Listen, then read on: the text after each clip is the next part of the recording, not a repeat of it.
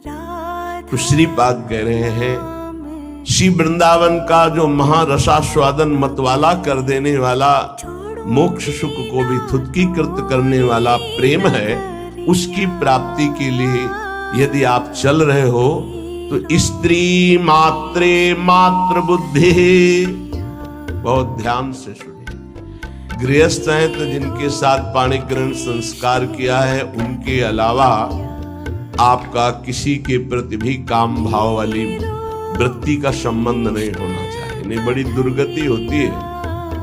चाहे वो स्त्री शरीर हो चाहे पुरुष शरीर हो, यदि अपनी मर्यादा से अलग, ये देखो धर्म शास्त्र हैं, इनका एक कानून है।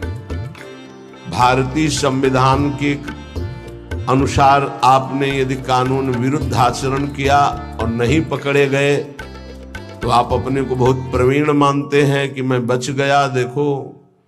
लेकिन तुम भारतीय संविधान के प्रगट में दंड ना मिलने पर ऐसा न समझ लेना कि दंड मुक्त हो गए।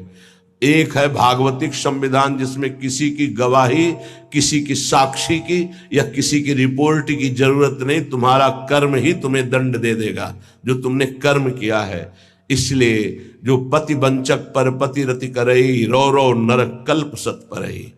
जो स्त्री अपने पति की वंचना करके दूसरे पुरुषों के साथ सहवास करती है, बहुत समय तक वो रो रो नरक को प्राप्त होती। ऐसे जो पुरुष पाणी ग्रहण करके अपनी पत्नी को धोखा देकर दूसरी स्त्री के साथ सहवास करता है, ऐसी उसकी दुर्गति होती है। और जो भगवत मार्ग में चलने वाले उपासक हैं, चाहे गृहस्थ हो चाहे विरक्त, समस्त संसार की जितनी भी स्त्री शरीरधारी हैं, उन सब के प्रति पूज्य बुद्धि, भगवत बुद्धि, दैवी बुद्धि, मातृ बुद्धि, ऐसा कहा गया है।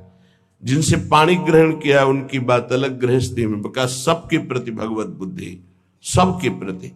ऐसे विरक्त भाव में गोस्वामी जी इसी की टीका करते हैं। स्त्री मात्रे मातृ बुद्धि के लिए जननी सम जानहि पर नारी, धन पराए बिसते बिस भारी, जिन्हि राम तुम प्राण प्यारे, तिनके मन शुभ सदन तुम्हारे। जो आपको प्राणों से भी अधिक प्यार करते हैं,